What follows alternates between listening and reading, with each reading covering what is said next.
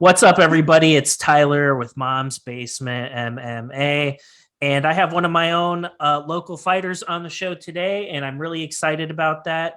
Sydney Sundance Smith. Sydney, how are you doing on this Not too bad. lovely? It's today when we're shooting this. It's the 17th of December, but it's like 65 degrees for me. Thank you, global Oh my God. warming.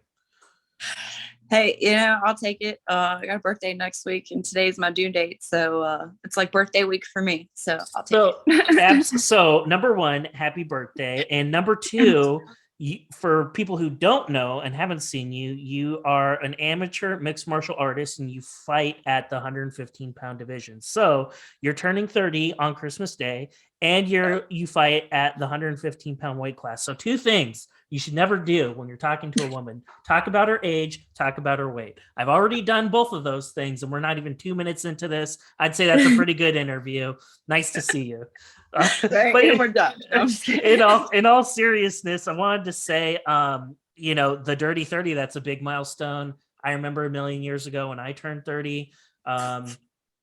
You're in a really interesting spot because you have been training in mixed martial arts like at the very like peak of like the Ronda Rousey era. And here we are 6-7 years later, and the world of women's mixed martial arts in particular, it has evolved progressively since you first started. Can you talk a little bit, Sydney, about what are some of the things that you notice in the scene today versus when you first started?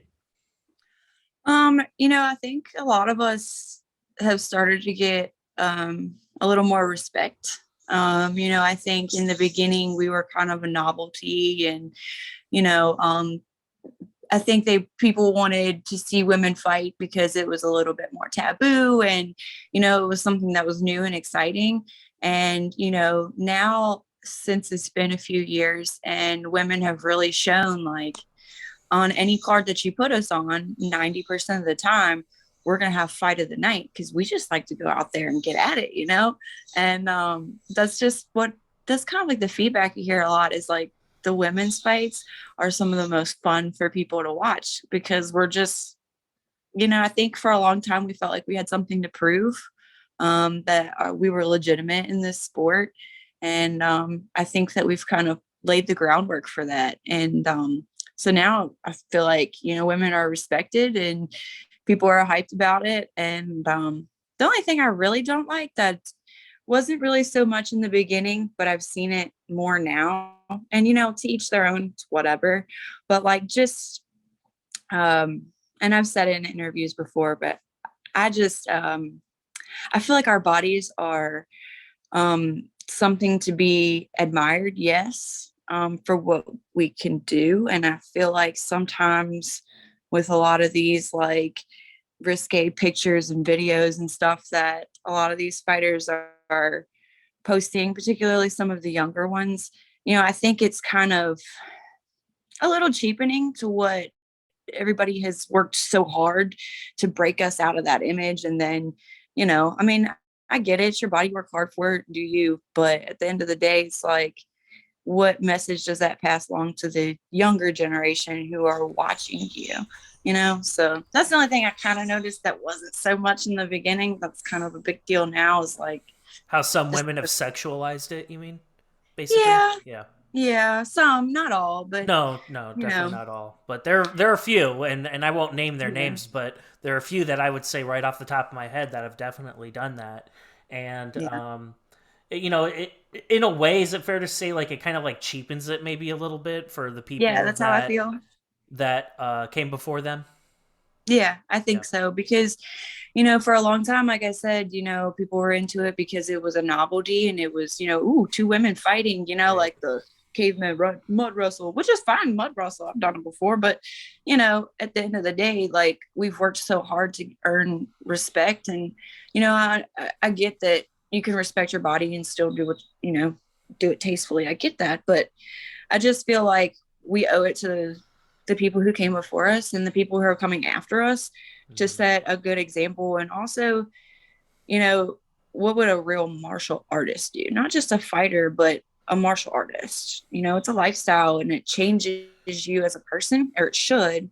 And I want people to look at me and love me and talk about me because of what I can do in the cage, not because of what pictures I post on Instagram or Facebook, Yeah, and you know? I think that's fair. I kind of subscribe to the thought where, time and place.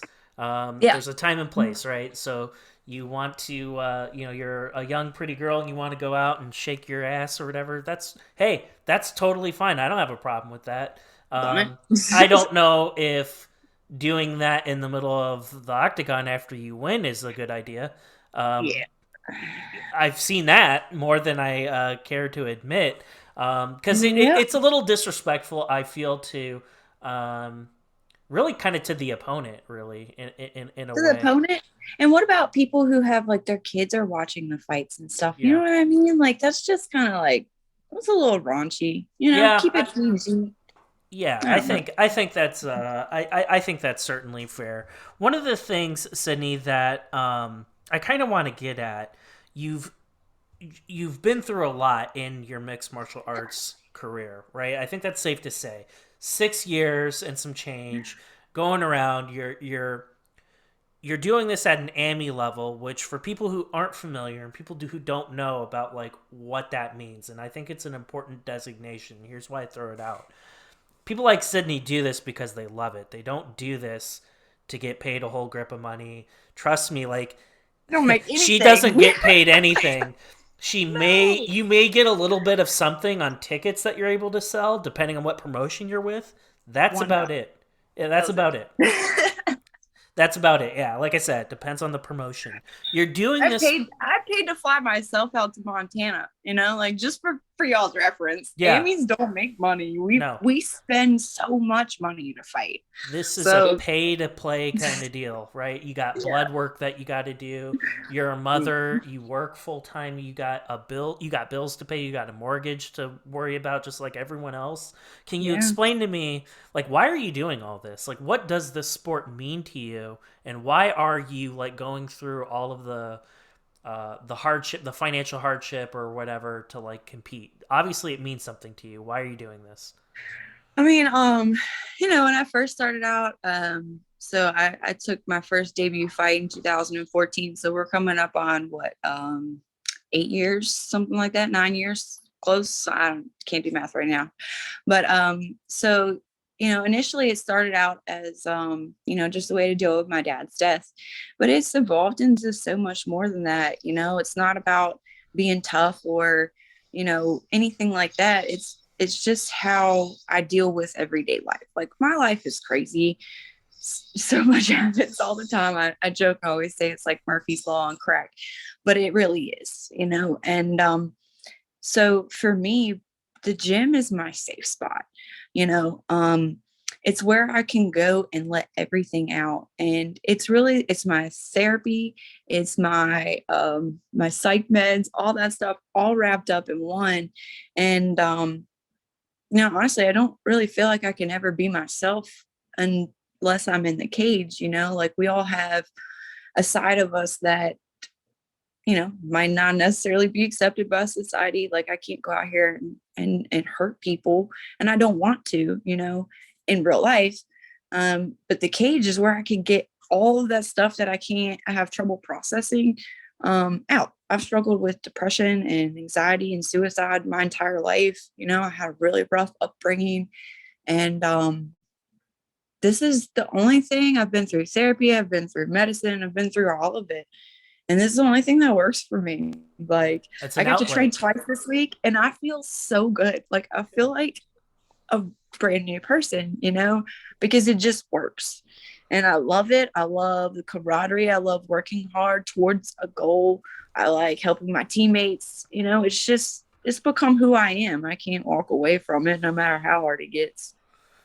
So I want to go back to something that's really important, and I'm mentioning it for a reason. Sure. Christmas Day, you turn 30 years old, and that means you're going to basically be in your athletic prime. Most fighters hit their prime around 29, 30, 31 years old. And I wanted to ask you a little bit, like, what is kind of like your plan from here? Are you still wanting to take AMI fights in like Virginia or maybe go back to Montana and keep fighting on the scene? Do you have professional ambitions? Like, with everything you're kind of like hitting it at a perfect moment right now. Like you're in your peak prime right now. Like what are your plans?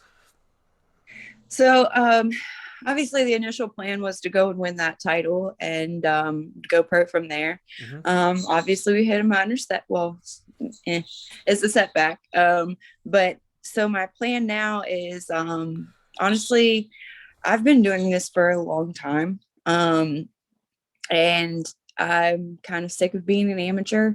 It's hard to find fights. A lot of states don't have the full rules like I'm used to.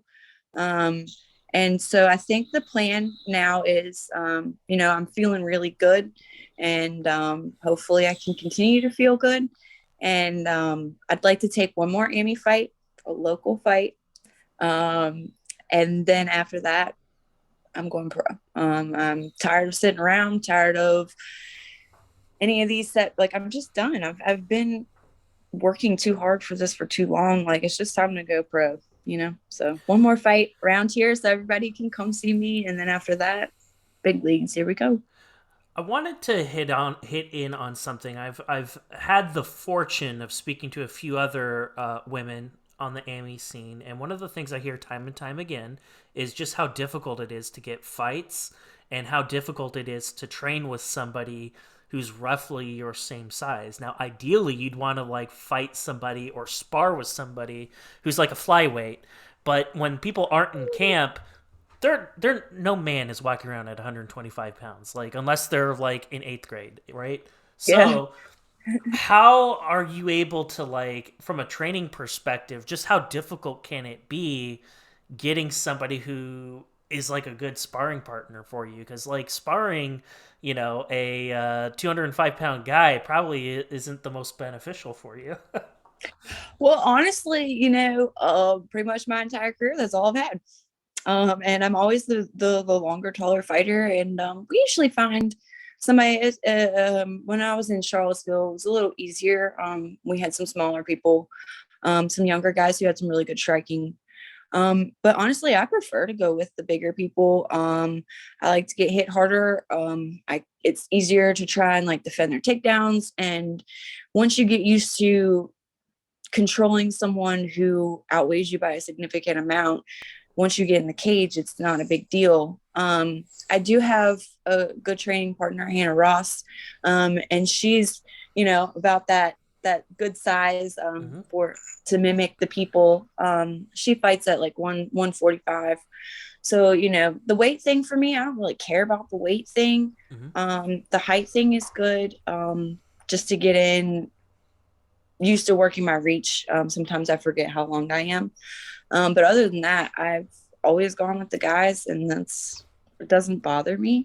But finding opponents is pretty much near impossible, Right. especially, I've been around for a long time. I'm from the MMA Institute. We have a reputation.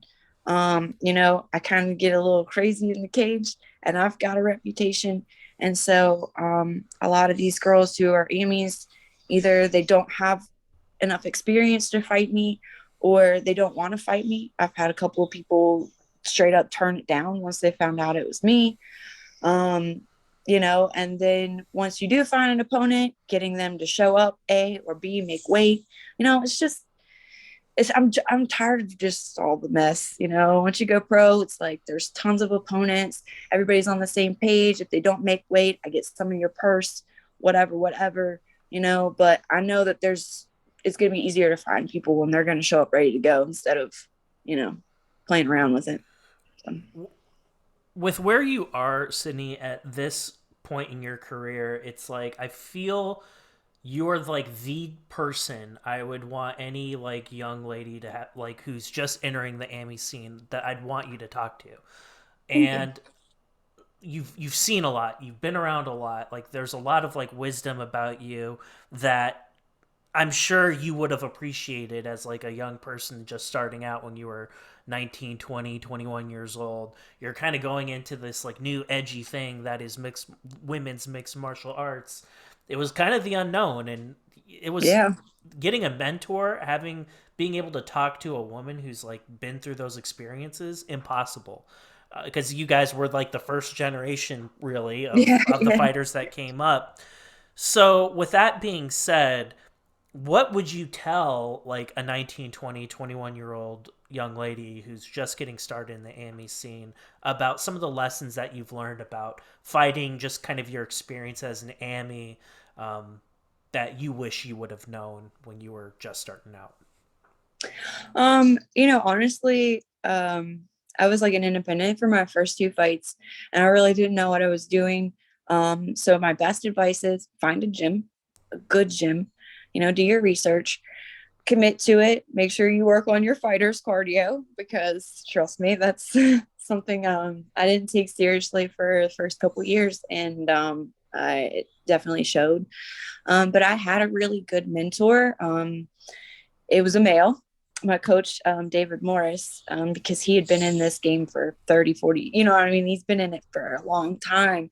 And I was always kind of had a bit impetuous, and I'm very rash sometimes, because Sure. I can get super emotional, and coach was always there to temper that. Hmm. And he taught me a lot about respecting myself and the way the sport, um there's a difference between just fighters and martial artists, and so I would just find somebody who understands the difference and who's going to care about also transforming what's inside, not just transform your body to be this weapon.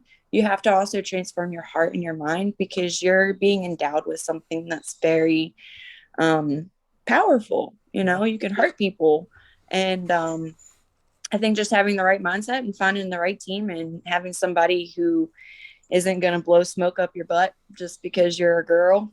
Some people will blow your head up because they want you on their card or Right. whatever. They'll try and set you up.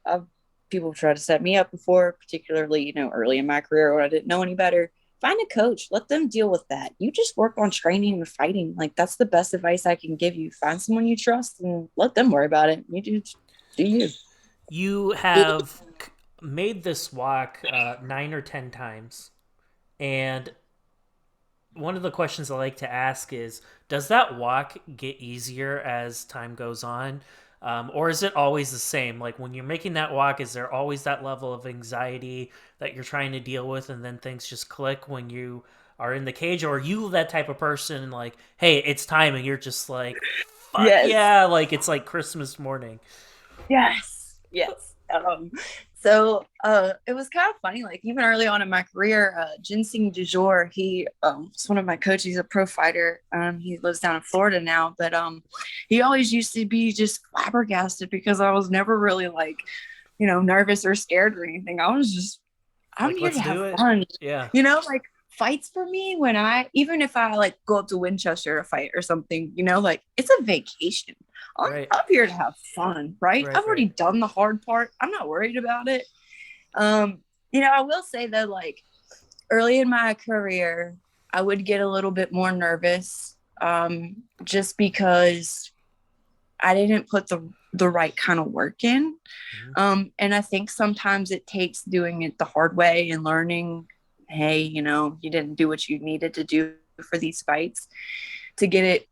Like I told my teammates, if you have a good camp under you and you've trained as hard as you can and you've put in all the work, you have nothing to worry about on fight night. Like Hmm. just believe in yourself, believe in what you've done, and go out there and have fun. So that's what I do. I would imagine some of the training that you have to go through to get ready to fight, it wouldn't be fun. Like the cardio, the runs, like I think I would hate every second of it. And so props to you.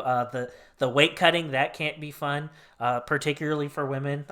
We won't get into No. the biology of that, but that can't be fun. Um, Oh. I did want to. There's like one question I had for you that I think is a good one to ask, and I've been asking a lot of people this: the 2019, the coronavirus thing. Um, this is something like this is one of those types of things that happen in life where 20, 30 years from now, we're all going to look back on this and be like, well, shit, from 2019 to 20, God knows Whenever. how, yeah, right, 20, Yeah. whenever. What is it that you did to like keep everything going? So like even for people who aren't athletes, it's been a trying time, right? Like Yeah. a lot of people have lost their jobs, a lot of people are now having to work from home. They're not allowed to like go into an office anymore. If you're a prize fighter or if you're an amateur fighter, the whole scene was like pretty much shut down. Yeah. And there are 2 years, there are 2.5 years that people just don't get. And you're not going to get that time back. Mm-mm. No fights. And I'm going to imagine in your area of Virginia that all your gyms and stuff were also shut down. What the hell did you do to like keep everything on an even keel? Because that has So got to be insanely difficult for somebody like you. I guess I'm lucky, lucky or unlucky. I don't know how you look at it. Because I actually like right before the pandemic, like my surgery was like a week or so before they stopped doing elective surgeries because of COVID. So I Mm-hmm. don't know how I would have made it if I wouldn't have had my surgery. So I had to have my left ovary taken out with a lot of scar tissue and all of that stuff. Um, so I was out for a little bit because of that. And Mm-hmm. then I had started to come back. All of our gyms shut down, all of the MMA institutes just done. The one in Charlottesville never recovered. It's closed down permanently now. So we were training out of the Harrisonburg's, their coach's garage. And then it switched to Coach Lee's shed. But so then shortly after that, I ended up getting pregnant. So I spent most of the COVID process being incapacitated for fighting. Um, Even when I was pregnant, I still went out to Lee's and did some stuff out there. Mm-hmm. Um, and then that's kind of how I was able to bounce back, I think, so quickly from having my son and then fighting less than 4 months later. Um, I was out there working, pregnant. So So in the shed. I think that's amazing, and that's very unique. I think, and understandably so. Like women typically don't have children until their MMA days are done and over with because Yeah. that bounce back is so difficult. When you were pregnant or postpartum, immediately after, was there ever a concern in your mind like, man, I hope I can like get back into this, or did you know that you were going to be ready and good to go? I signed the contract for Fusion Fight League. So my son was actually born premature. And so I think I signed the contract on like February 12th and he was born on the 21st. Um, I just, I was in a really dark place when I was pregnant. Yeah. And so for me, I knew that if I didn't have something to work towards, that it was going to get worse. Yeah. So I just happened to see that and I reached out to them and I was like, hey, I know it sounds crazy, but I'm pregnant. I'm due I was due in March, like the end of March. Mm-hmm. And they were like, great, you'll have to pay your own way. And I was like, I don't care. I just want to fight. I needed something to get me through. And also there were so many people when I was pregnant. Some of my closest friends told me, you're never going to fight again. You're done. You're a mom now. You're not going to come back. Mm-hmm. Watch me. So, it was very important for me to prove not only them wrong, but to prove to myself that I'm not done because I have seen a lot of females, have babies and they don't come back. Yeah. And I And it's can't not come understandable back. for a lot of it. For Oh yeah. I can get it. I get it. I get it. Yeah. It's Being a hard. parent is insane. It's difficult. I'm not an athlete, and it's freaking insane. You work a full day.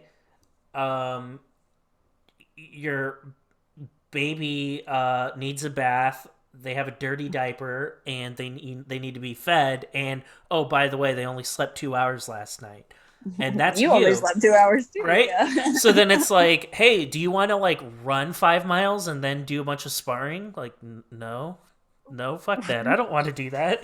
So like, it just Actually, yes, shows, I do. Somebody give me a break from this baby, please. right? Yeah, that's easier than taking care of the baby. So, Yeah, no, it is hard, like, but his dad watches him when I go to the gym, good. and if he can't, I take him with me and set him up in his little pack. He loves it. Everybody at the gym loves him. I took him to the last fights and set him up in the back. I had his little, he's got a little Mustang car, like walker thing. and he had his pack and play. He was back in the corners with me, and he had a great time. He's a good kid, but he loves it. That's So I'm great. like, I'm so lucky, you know. Hey, and again, I don't know if I should even say this on here because living in like Northern Virginia, which is like yuppie land for people who don't know, they get really hot and bothered by everything. I play UFC 4 with my kid all the time. He's in kindergarten. Yeah, I Yeah, mean, like I'm just like I look at it this way, like when I was watching like wrestling as a kid, I thought it was real. I didn't know. Like I'm yeah, watching a guy like suplex another no, dude through a table. I'm like, this is freaking cool. And I'm like my son's age now. yeah, Like, when I was watching all that, when I was watching Hulk Hogan and stuff like that, I was yeah. probably like 6 years Oh old. yeah, I mean, I'm I like, had two older siblings. We used to reenact that stuff. yeah, and I'm just like, he's fine. Like, people Good are for like, you. people are just like, you're letting your kid watch UFC. I'm like, well, I'm not letting him watch it, but it happens to be on in the background. So if he happens to see it, whatever, whatever. I I don't, don't think there's anything wrong with it. I don't either. But I have an MMA podcast, and you're a fighter, so what do we know? Yeah. We might know a little bit more than some other people. No, Maybe, maybe, but also maybe we we're could be on to something. desensitized and we don't think it's a big deal, and everyone else is like, "Oh my god." And that leads me to this. Like, there's one thing that you said that I really want to pick up on. You talked about flying all the way out to Montana to take a fight. That's Hmm. crazy because number one, you're not getting paid. It's going to cost several $100s to get out to Montana, at least. Hmm. You gotta Yep. find a place to stay, food, um, everything. Like you're out probably a couple of grand easily by doing this. And then I don't know how the whole blood work thing goes with Montana, like how that all works. Like I don't know. So they technically don't have an athletic commission out there because there are more cattle than people. Hmm. And I had my blood work done. I was told we needed to have our blood work done. I tried to turn it in a couple of different times, and they don't really seem to. They just need to have it nearby in case somebody bleeds. But my opponent told me that she didn't even get her blood work done. So That's that a little part scary, isn't is it? a little sketchy. Yes, I was very displeased with that because I'm a stickler for the blood work. So I really wasn't, and I found that out like after the fact, like after I got home, something just told me to ask her. So I asked her, and she said that they never said anything to her about getting her blood work done. So that was not cool. So yeah, the blood work thing out there, not too strict. So yeah, I didn't really like that, but it is what it is. So Yeah, and that's kind of alarming. And then from like a health perspective, I don't know how pleased I would yeah, be if I were in the position like that. I mean, for obvious reasons, right? Like, who knows? I yeah, mean, danger. when you fight somebody, it's basically like having sex with somebody. I mean, Yeah. who knows what could happen? Like if there's lacerations, blood mixed in and together, it like anything can and it happen. doesn't even have to be something that like is visible to the eye, like there could be a small abrasion and any kind of like Hepatitis. fluid get in, and then I'm ruined for life. Like I'm Yeah, not cool with that, yeah. so that was not fun, but You could other get, than that, yeah, you whatever. could get. I mean, God knows how many like bloodborne pathogens. Like hepatitis is the first one that comes to my head. You could easily pick something like that up. Um, And yeah, that's a little unsafe, and that's a little disappointing. I hope that changes. yeah. Overall, getting to Montana. So, number one, let me ask you this: why the hell did you go all the way to Montana for this fight? Is it because you couldn't find a fight anywhere else? Yeah, there were no fights here in Virginia, and like at the time when I took the fight, and this was in February before my son was born, there was no end in sight. I'd asked around, and everybody's like, "We have no idea when they're going to allow you guys to fight here in Virginia." And I was like, "Well, I got to do something." And I've always wanted to go to Montana, and the opportunity just presented itself. And I've never flown before, so flew all the way out there by myself. No corner, no teammates, no nothing. Um, me and Serena had talked beforehand, and she asked if somebody could wrap her hands. And then I was like, well, I don't have anybody coming with me back, wrap your hands. I was actually going to ask if, one of your people could corner me. So Uh-huh. she asked Marv, and Marv said, yeah. And then at the last minute, Roxy was like, you want me to corner you? I was like, that'd be so cool. So it What are all the worked out. chances? What are Yeah, the I know, chances of right? something like that? So, It's for people crazy. who don't know what Sydney's talking about or who she's talking about Roxanne Modaferri, and then she's talking A about legend. Serena De De Jesus, Jesus. who's the Yes. freaking a gangster. Southpaw Outlaw. She's I love she's her. I do too. She's And an her mom. amazing person. Billy's amazing too. She hooked me up with you. Lily's great. Yeah, she's actually like been super helpful through this menopause thing. Mm-hmm. We're kind of going through it together. Yeah, I got you. And she gives me tips about helping with my baby, and Mm-hmm. she's just a great person. I'm really thankful to have her in my life.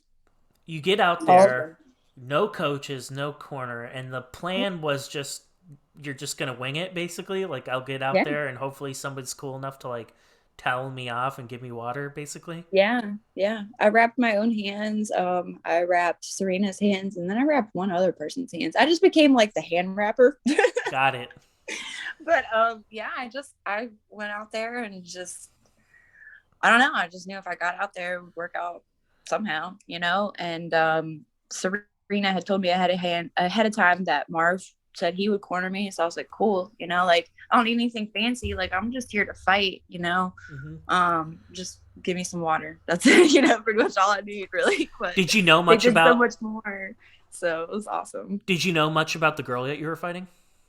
No, not really. I just knew she's a collegiate wrestler. She's a pretty good wrestler. I knew that.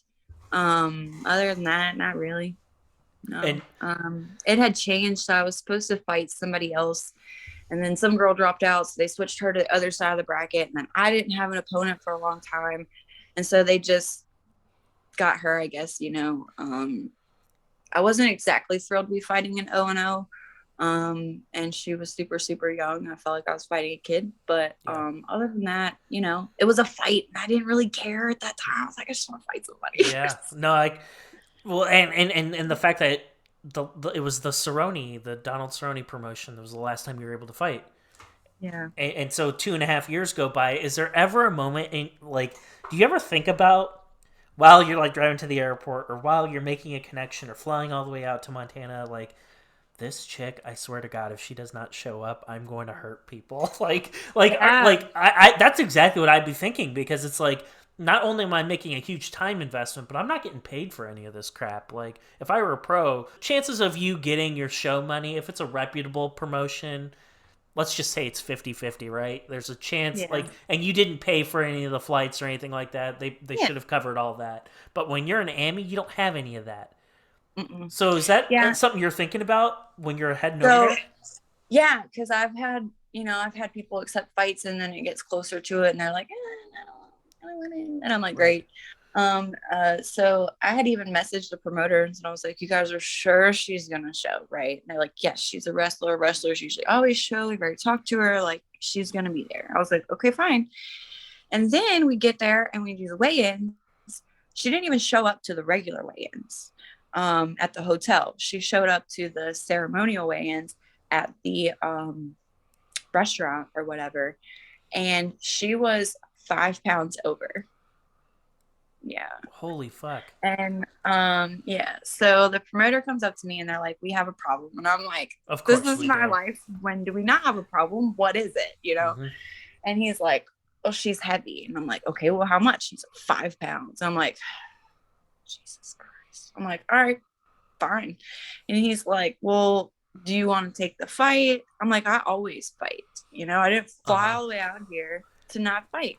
He's like, well, it's a contract. It's in the contract that if she misses weight, whatever, like she can't advance to the next round. He's like, so you have a bye. He's like, you can choose to not fight and you'll still move on to the other rounds. And I'm like, what the hell? Like, who wants to? I just flew all the way out here. I'm spending 4 days away from my 3-month, almost 4-month-old child. I paid all this money, and y'all want me to say that I'm not going to fight her because she weighs 5 pounds? Like, no, I'm going to fight her. I flew all the way out here. And then I got a text message. It was like close to midnight because they Mhm. were like, "Do you still want her to cut?" I'm like, "Yeah, cut until the time's up, and then don't tell her I take the fight. Obviously, make her cut until the time limit, Yeah, and make her then be like, try. right, make her try, and then let her know I accept. Other than that, I'm gonna go eat some steak." And so I get a text message at like almost 12 o'clock at night, Mhm. and it's like, "Oh well, they said she's at 118, so they're gonna stop there." And I'm like, first of all, nobody is gonna cut of their own volition until 12 o'clock at night, the night before, when they know their opponent has already taken the fight. It was just, I don't know, it was just so weird, you know? It's like I think they just said that to get it as like a sanctioned bout. Mhm. I don't know, but anyway, I don't care, 5 pounds, 3 pounds. I've faced it before. So, I mean, not 5 pounds, but like three, so. How happy were you with your performance against your heavy opponent? Like, was it something you, okay, I can tell right now by your body language you're not happy with it. What weren't you Uh, happy with? um, I just felt really rusty. Hmm. I didn't let go of my hands like I should have in the second or third rounds. I let her get too close to me on the cage and stuff. Like, I don't know, I kind of froze a little bit because in a lot of those positions, I'm used to being able, like, especially when we're in tight quarters, I'm used to being able to like use my elbows and stuff like that. And there was one time when we were on the ground in the first round, before she got the arm bar, you see me kind of hesitate because I'm on top of her. And usually when I have that pressure, I just, Yeah, drop yeah, into yeah. the elbows. And I'm literally telling myself in my head, like, don't elbow her, because it's so ingrained in me. And I was like, Oh, you shit. can't elbow in Montana? No, not as Oh, an ammon. Yeah. So, I you always know, ask that because the rules change depending on where you're fighting. Sometimes you yeah. can, and some states are weird about that. So, Yeah. no blood. We're cool about no blood work, but god damn it, no elbows. That, I mean, No it's elbow. just like, Right. but But blood work is like meh. yeah, I always think it's funny, like if you're gearing someone to go pro, like if it's a pro contract, right? If you're fighting for a pro contract, well, you're gonna have to have elbows as a pro. Like, why? Right. I mean, we're at that level, so like, why not at least allow it for like maybe that tournament or something like that would have been cool. But it is what it is. No elbows, fine. But yeah, I just and I know it sounds kind of like, I don't know, stupid, but she just, when she was in the cage and like punching her in the face, it wasn't fun for me. Like, Hmm. again, I felt she was just really young. I mean, I know she was 18, but she looked so young. And I don't know if it was because I just had a baby or like I've been off for 2 years, but I just couldn't flip that kill switch. And there was one time where I kicked her or I hit her or something, and she like flinched and made this face, and the ref asked her if she was okay. And you can literally see me stop in the video and ask her if she's okay. And I'm like, what the hell? Like, Yeah. why? It was just weird. So no, I'm not really satisfied with that performance. So So, with all that in your rearview mirror, you're flying all the way back home to Virginia. Are you kind of like stewing on that? Like, damn it! Like, I didn't like perform like how I wanted to. Or are you just like, oh, I gotta win and I gotta fight at least. It may not have been perfect, but I at least scratched that itch. a little bit of column A, a little bit of column B. I didn't I wasn't like hung up on the fact that I wasn't able to flip the switch. It felt good to get back in there. I got to go to a place I've always wanted to go to, and I was coming home to my baby. Like, I didn't care about anything else. I just wanted to come home and see my child. Yeah. The win was cool. I definitely didn't want to lose as having 8 fights to an 0-0. Like, definitely didn't want to do that. So it's just kind of to knock the rust off. I wasn't too hung up on it, but definitely a couple of days later, I was like, Yeah. need to get cleaned up a little bit. Totally understand. So with that fight in your rearview mirror, um, I know you wanted to fight once more after that. It didn't work out. So what's next for you? Like, when can we expect to kind of see you back out there? You mentioned you want to take another Amy fight. Is it just kind of like waiting and seeing for like the summertime to show up? Because I know there are a lot of fights that happen in the No, summertime. When are you going nope. back out? So I can't say anything for certain right now. I'm still waiting to um Waiting I for just kind of everything put the to. feelers out. Yep, Yeah, yep. waiting for everything to kind of fall into place. Like I said, I want one more local ambi fight. There's a promotion here at the Rockingham County Fairgrounds called Outlaw Fight League. It's in Harrisonburg. And I really feel like if I'm gonna do one more ambi fight, might as well do one here at home so everybody can come see me and then go pro from there. And I'm excited. Hopefully they can find me an opponent. Hopefully everything works out, but if it doesn't, then I'm just gonna go pro. So Well, with whatever promotion you end up in, they're gonna get a 115 pounder that just doesn't give a fuck. Like, it's just gonna go out there and is just gonna fight, and that's yes, nice. Like, I don't, I look at it and I'm just like, where are the savages at? Like, I love women's MMA, and I know I'm looking at one right now, but like, where are the savages at? Like, I want to see violence. I don't want to see people going out there and like twerking or being yeah, silly. I want to see blood and I want to see yes, violence. That's what I paid for. That's what I want to see. And I know that no matter what promotion you end up with, you're going to be a fan favorite, and a lot of people are going to thank be you. really happy about your performances and seeing what you're capable of doing, because you have like this intensity about you. And all your fights that I've seen, like, it's crazy that it's just crazy that somebody's head hasn't fallen off in the cage against you. I have to tell you, I know for strawweights it's different. I'm surprised some of these girls haven't been finished. I I know know. I'm surprised a lot of these fights are going the distance, because from the opening bell to the end, like, you're trying to like take somebody out the entire time you're fighting. You have that intensity about you, and I want to see that carry over. I want to see you go into like Invicta or something cool like that. That would be That's you. my goal. So I'm pretty yeah, I'm pretty close with Sam Wilson. And she's kind of been like a mentor for me. We talked about that earlier, like a woman's mentor. And Sam Wilson is like the mama bear of female MMA. Like, she's amazing. And so she's always just been there to ask questions or help or whatever. And she knows that, like, I want to fight for Invicta. And I saw her put out a post the other day that they're looking for specifically straw weights going from Emmys to pro debuts with a winning record. And I'm like, hey, that's me. But they're waiting, to see about this whole, endometriosis thing. But since I've had my second shot and I'm supposed to get another one at the beginning of January, and I'm starting to feel really good. The first month was rough, and they warned me that the first month of the menopause was going to be worse than before it got better. But now I'm starting to feel like myself again. I'm not really in any pain. If I am, it's very minimal. And they said that it can start to shrink whatever scar tissue's over there. So I'm just like so and, excited. and you're going to be a tough fight. That's a tough fight for somebody who's making their professional debut against somebody like you. Or let's just say you're making your debut and you're fighting somebody who's 0-1 or 1-0 or 2-0 even.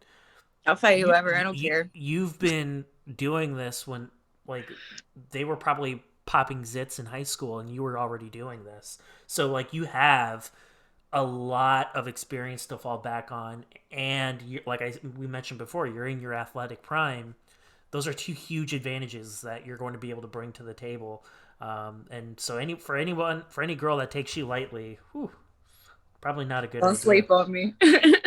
No, no. And before I let you go, Sydney, I want to say I really appreciate your time. I love talking to young, up and coming fighters such as yourself. 30 is still young. Trust me, it is still young.